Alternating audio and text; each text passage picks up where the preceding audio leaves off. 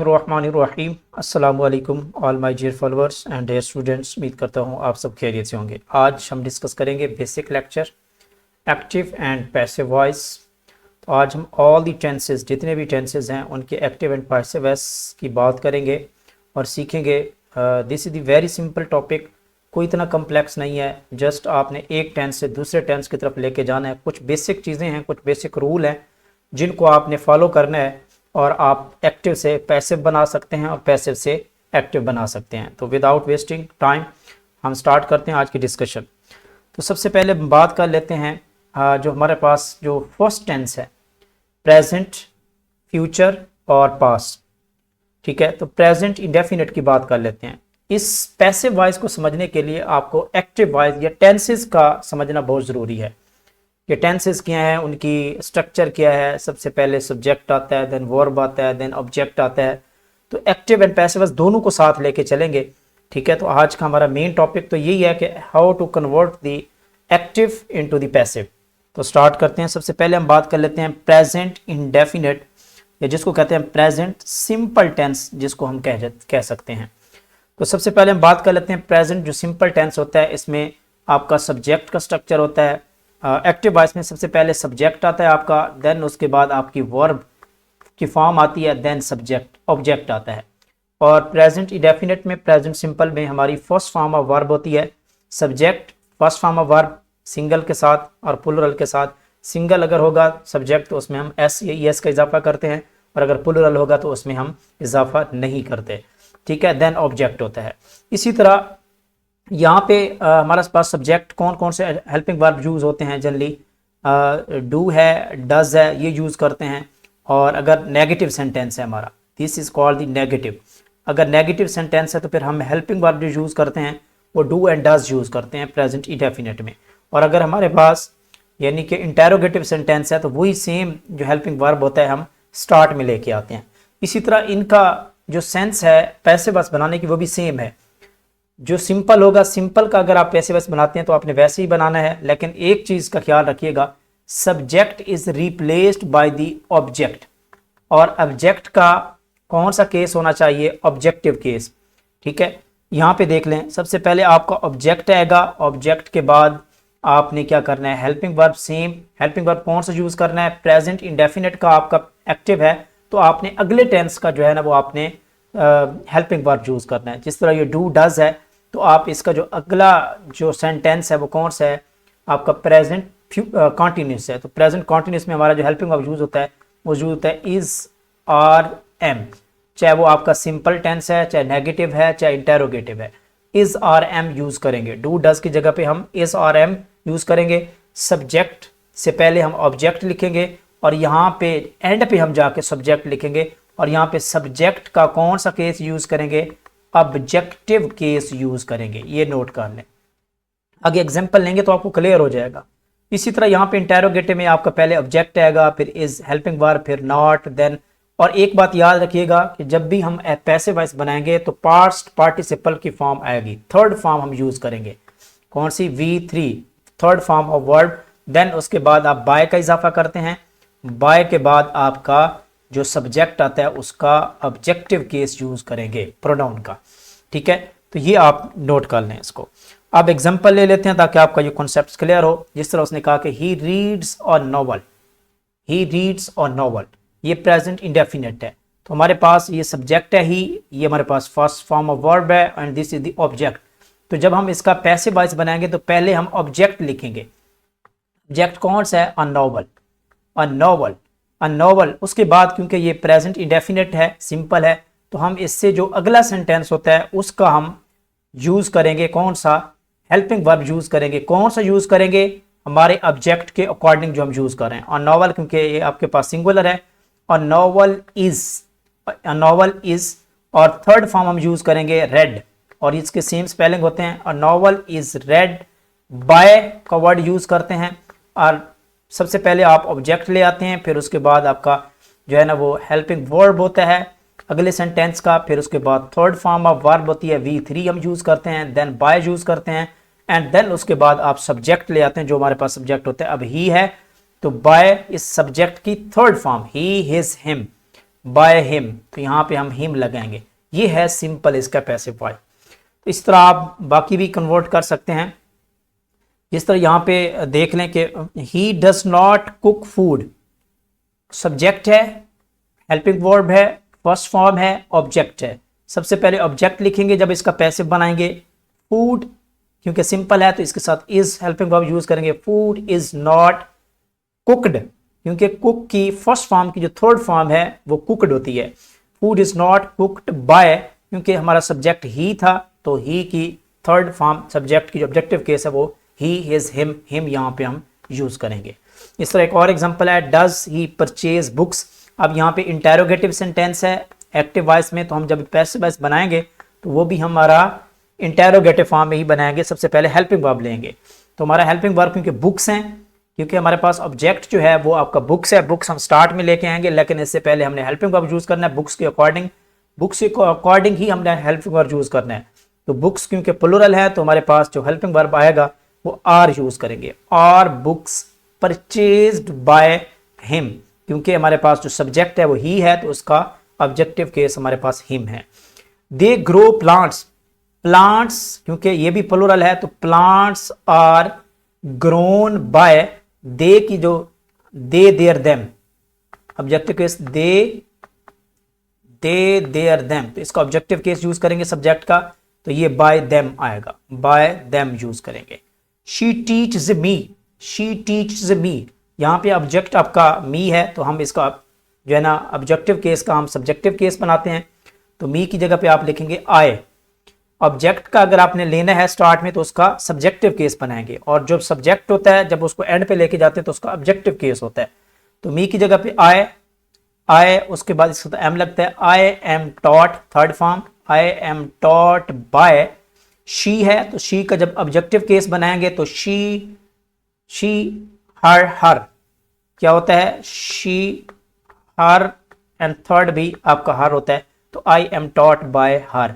तो ये इसकी सिंपल एक्सप्लेनेशन है। तो इस तरह आपने जो है ना वो कोई भी एक्टिव वॉइस गिवन हो तो you can easily convert the passive voice में कन्वर्ट कर सकते हैं। एक चीज़ का ख्याल ही रखना है आपने कि अगर प्रेजेंट इंडेफिनिट का, प्रेजेंट सिंपल का आपके पास एक्टिव वॉइस है तो जब आप उसका पैसिव वॉइस बनाएंगे तो आप उससे नेक्स्ट जो टेंस है जो हमारे पास प्रेजेंट कॉन्टिन्यूस होता है, इज आर एम यूज करते हैं, उसका आपने सहारा लेना है, उसके अकॉर्डिंग यूज करना है। सब्जेक्ट की जगह पे आपने पहले ऑब्जेक्ट लिखना है, ऑब्जेक्ट के बाद आपने थर्ड फॉर्म के बाद बाय का इजाफा करना है, देन उसके बाद सब्जेक्ट का ऑब्जेक्टिव केस लिखना है। दैट्स सिंपल, ये आपने स्ट्रक्चर बस याद रखना है। इसी तरह नेक्स्ट सेंटेंस है, टेंस है वो है प्रेजेंट कॉन्टिन्यूस। अगर आपका एक्टिव वॉइस प्रेजेंट कॉन्टिन्यूस में हो तो फिर इसका कैसे बनाएंगे। प्रेजेंट कॉन्टिन्यूस कौन सा होता है, इज आर एम। याद रखिएगा जब भी आप कॉन्टिन्यूस टेंस का पैसिव वॉइस बनाते हैं, चाहे वो प्रेजेंट कॉन्टिन्यूस हो, चाहे वो पास्ट कॉन्टिन्यूस हो, चाहे वो फ्यूचर कॉन्टिन्यूस हो, तो आप सेम वही हेल्पिंग वर्ब यूज करते हैं, अगले टेंस का हेल्पिंग वर्ब यूज नहीं करते, लेकिन साथ में उसी हेल्पिंग वर्ब के साथ आप बीइंग का इजाफा करते हैं।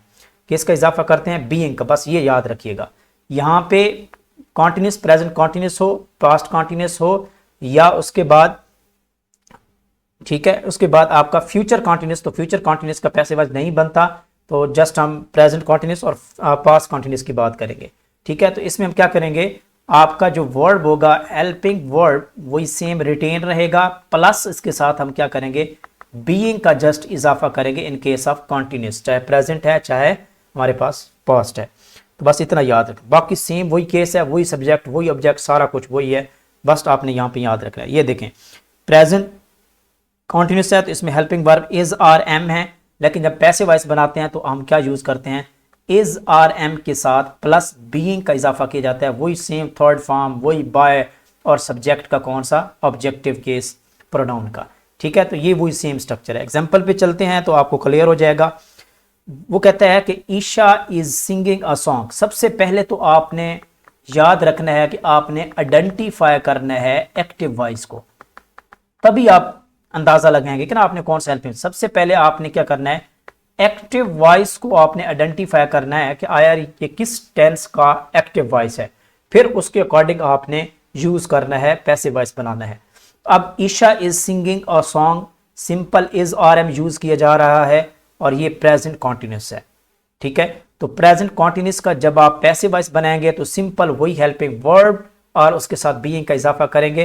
पहले ऑब्जेक्ट लेके आएंगे, अ सॉन्ग ऑब्जेक्ट है, ईशा जो है ये सब्जेक्ट है, तो हम लिखेंगे अ सॉन्ग इज, क्योंकि सॉन्ग क्या है हमारे पास सिंगुलर है, अ सॉन्ग इसके साथ हेल्पिंग वर्ब इज लगेगा, अ सॉन्ग इज के साथ हम बीइंग का इजाफा करेंगे, a song is being, third form sing sang song, ठीक है। तो song song by the Isha, तो ये आपका कॉन्टिन्यूस में आपका पैसिव वॉइस बन जाएगा। एक और एग्जांपल ले लेते हैं, वो कहता है Kritika is not chopping the vegetables. अब यहाँ सबसे पहले वेजिटेबल्स लेंगे, तो वेजिटेबल्स वेजिटेबल्स प्लूरल है, तो इसके साथ जो हमारा हेल्पिंग वर्ब लगेगा वो आर लगेगा। वेजिटेबल्स आर बीइंग, क्योंकि ये नेगेटिव है तो vegetables are not, helping verb के बाद ही आपने नॉट लगाना है।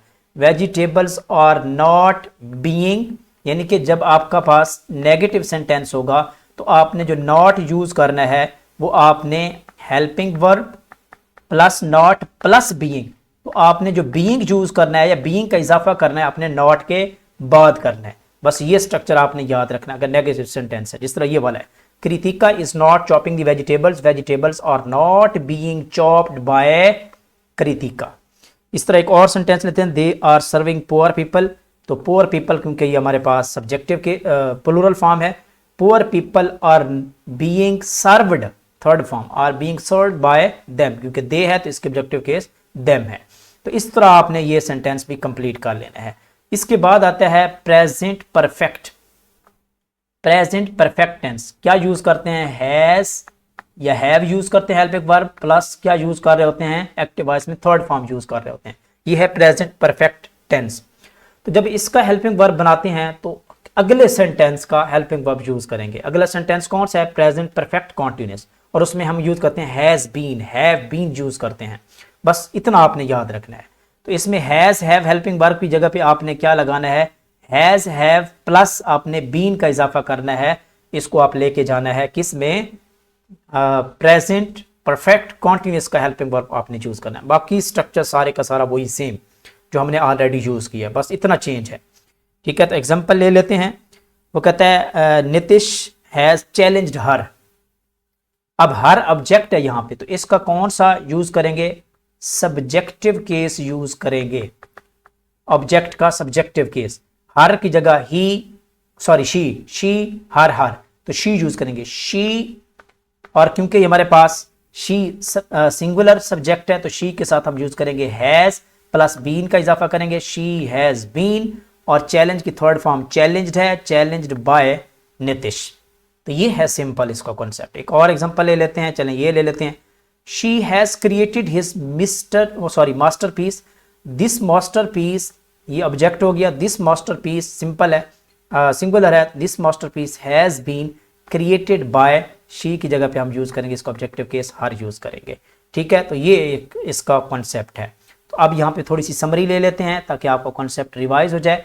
अगर तो बेटा आपका है प्रेजेंट सिंपल, तो हम हेल्पिंग वर्ब क्या कौन से यूज करते हैं, अगर सिंपल है तो कोई हेल्पिंग वर्ब यूज नहीं करते, सिंपल हम फर्स्ट फॉर्म यूज करते हैं, और अगर नेगेटिव या इंटेरोगेटिव है तो हम यूज करते हैं डू एंड डज यूज करते हैं।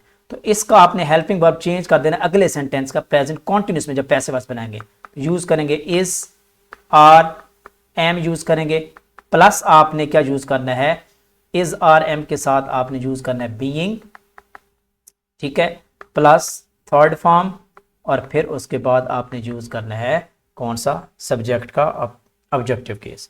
तो ये है सिंपल। अगर आपके पास प्रेजेंट कॉन्टिन्यूस होगा, ठीक है, प्रेजेंट कॉन्टिन्यूस होगा, तो फिर आपने क्या करना है, सेम वही हेल्पिंग वर्ब प्रेजेंट कॉन्टिन्यूस में यूज होता है इज आर एम यूज होता है। जब पैसिव वॉइस बनाएंगे तो सिंपल इज आर एम के साथ आपने इजाफा कर देना है, बीइंग का इजाफा कर देना है, और थर्ड फॉर्म आपने चूज करनी है। और अगर तो आपका simple sentence active voice present perfect में हो तो इसमें हेल्पिंग वर्ब यूज होता है हैज या हैव यूज किया जाता है। जब आपका पैसिव वॉइस बनाएंगे तो आपने हैज हैव के साथ आपने क्या लगाना है, प्लस बीन लगाना है, और थर्ड फॉर्म आपने यूज करनी है। बाकी सिंपल आपका वही सेम स्ट्रक्चर है जो सारे टेंसेस में होगा। ये एक सिंपल कॉन्सेप्ट है। नेक्स्ट मूव करते हैं पास्ट सिंपल टेंस, वही सेम। अगर आपका सिंपल है तो सेकंड फॉर्म यूज करते हैं, और अगर नेगेटिव या इंटेरोगेटिव है तो फिर हम डिड का इजाफा करते हैं। ठीक है, तो यहाँ पे देख लें आप, डिड नॉट नेगेटिव सेंटेंस है तो ये डिड नॉट आता है, वरना हम वर्ब की दूसरी फॉर्म यूज कर रहे होते हैं सिंपल में। जब हम इसका पैसिव वॉइस बनाते हैं तो आपने, ये है पास्ट सिंपल या पास्ट इंडेफिनिट इसको कहते हैं, तो आपने इसका पैसिव वॉइस जब बनाना है तो अगला सेंटेंस यूज करना है जो कि क्या है, पास्ट कॉन्टिन्यूस है, उसका हेल्पिंग वर्ब आपने यूज करना है। और पास्ट कॉन्टिन्यूस का हेल्पिंग वर्ब क्या होता है, वाज या वर यूज किया जाता है, साथ में आप किसका इजाफा करेंगे, बीइंग का इजाफा किया जाएगा। ओके, तो इसमें हम जो है ना वो क्या यूज करेंगे, इसमें बीइंग का इजाफा नहीं किया जाता आई थिंक। ओके, तो इस तरह आपने क्या करना है, यहाँ पे बीइंग कॉन्टिन्यूस में जाके यूज करते हैं तो ये इजाफा आपने नहीं करना। तो यहाँ पे हमने नेक्स्ट पास्ट कॉन्टिन्यूस, उसके साथ आपने यूज करना है नेक्स्ट हेल्पिंग वर्ब वाज या वर यूज करना है, थर्ड फॉर्म यूज करनी है या बाय यूज करना है, तो वही सिंपल स्ट्रक्चर है। एग्जांपल ले लेते हैं, तो कहते हैं रीमा क्लीन्ड द फ्लोर। यहाँ पे देखें तो सेकंड फॉर्म आ चुकी है, तो आप फौरन आइडेंटिफाई कर लेंगे कि this is the past indefinite. तो जब आप इसको कन्वर्ट करें तो ऑब्जेक्ट द फ्लोर, फ्लोर क्योंकि सिंपल है यानी कि सिंगुलर है, the floor was cleaned by Reema, तो ये है। तो इस तरह आप यहाँ पे एग्जांपल ये ले लें, नेमन कॉल्ड माय फ्रेंड्स, तो my friends were called by Neyman. तो ये बिल्कुल सिंपल चीज़ें हैं, कोई इतने ज़्यादा कॉम्प्लेक्स नहीं है, तो आपने इसको कर लेना है, जस्ट आपने ट्रिक याद रखना है, स्ट्रक्चर याद रखना है। अब बात कर लेते हैं past continuous tense. Past continuous tense, continuous tense जब भी यूज किया जाता है, मैंने पहले बताया कि अगर प्रेजेंट कॉन्टिन्यूस है या पास्ट कॉन्टिन्यूस है तो हेल्पिंग वर्ब सेम रिटेन रहेंगे, वही आप यूज करेंगे, अगले टेंस का आपने हेल्पिंग वर्ब नहीं लेके जाना। और साथ में आपने क्या करना है, वही same helping verbs, same helping verb use करने हैं, हेल्पिंग वर्ब यूज करने हैं पैसिव वॉइस में, लेकिन साथ में आपने बीइंग का इजाफा करना है, प्लस थर्ड फॉर्म आपने यहाँ पे यूज करनी है। यहाँ पे देखें वाज वार है तो वहां पे भी वाज वार, लेकिन साथ में हम बीइंग का इजाफा कर रहे हैं, थर्ड फॉर्म बाय और देन सब्जेक्ट यूज कर रहे हैं। एग्जांपल ले लेते हैं, Natika was painting the wall, Natika was painting the wall, the wall was being, was के बाद बीइंग का इजाफा करेंगे, the wall was being painted by Natika. अच्छा, word you reciting the poem, क्योंकि ये इंटेरोगेटिव सेंटेंस है तो हम भी इसको इंटेरोगेटिव में पैसिव वॉइस बनाएंगे। इंटेरोगेटिव है तो वॉज, क्योंकि द पोएम जो है वो सिंपल है, सिंगल है, was the poem being recited by you, by you भी साथ आपने लगाना है, इसमें मिस्टेक है। ठीक है, तो ये भी आपने साथ ऐड करना है। नेक्स्ट मूव करते हैं, question number past perfect tense है। तो जब हम पास्ट परफेक्ट की तरफ जाते हैं तो इसका नेक्स्ट हेल्पिंग वर्ब यूज करते हैं, जो कि किसका यूज करेंगे, पास्ट परफेक्ट कॉन्टिन्यूस का हेल्पिंग वर्ब यूज करेंगे। तो पास्ट परफेक्ट में कौन सा यूज होता है, हेल्पिंग वर्ब हैड, और अगले टेंस में जब पैसिव वॉइस बनाएंगे तो हैड बीन का साथ इजाफा करेंगे। ये देखें हैड यूज किया जा रहा है, जब पैसिव वॉइस बनाएंगे तो हैड बीन, वही थर्ड फॉर्म, और देन उसके बाय और देन सब्जेक्ट का ऑब्जेक्टिव केस हम यूज करेंगे। ठीक हो गया। एग्जाम्पल ले लेते हैं, वो कहता है Misha had cleaned the floor. तो ये जो फ्लोर है, the floor had been cleaned, the floor had been cleaned by Misha. ठीक है, इसी तरह एक और एग्जांपल ले लेते हैं, ये वाला एग्जांपल ले लेते हैं, लास्ट वाली, I had paid 50,000, 50,000 had been paid by me. तो सब्जेक्ट का ऑब्जेक्टिव केस क्या होता है, आई, माय, मी, तो हम ये वाला यूज करेंगे। तो ये सिंपल है। अब बात कर लेते हैं फ्यूचर की, वही सेम। अगर आपके पास फ्यूचर सिंपल है तो हम यूज करते हैं विल या शैल यूज किया जा रहा होता है, लेकिन जब हम इसका पैसिव वॉइस बनाएंगे तो साथ में हम यूज करेंगे, क्या यूज करेंगे, साथ में हम बी यूज करेंगे। क्या यूज करेंगे, will B. Next future simple है तो इसका जब पैसिव वॉइस बनाते हैं तो फ्यूचर कॉन्टिन्यूस का बनाते हैं। तो फ्यूचर कॉन्टिन्यूस का हेल्पिंग वर्ब होता है will be, will be. Will है तो इसको हम helping verb next and tense का यूज करेंगे, विल बी होगा, और थर्ड फॉर्म है, और बाकी सेम वही सेम केस है जो हम ऑलरेडी पढ़ चुके हैं। एग्जांपल ले लेते हैं, Kriya will sew the bag, the bag will be sewed by Kriya, वही सेम स्ट्रक्चर है। Disha will not arrange the things will not be arrange by the Disha. Will you mop the floor will the floor. अच्छा yes, ये interrogative है तो हम इसका पहले interrogative लेंगे। फ्लोर है, फ्लोर जो आपके पास सिंगुलर है तो हम लेंगे will the floor be mopped by you. तो ये एक सिंपल यानी कि आपने याद रख लेना है, ठीक है।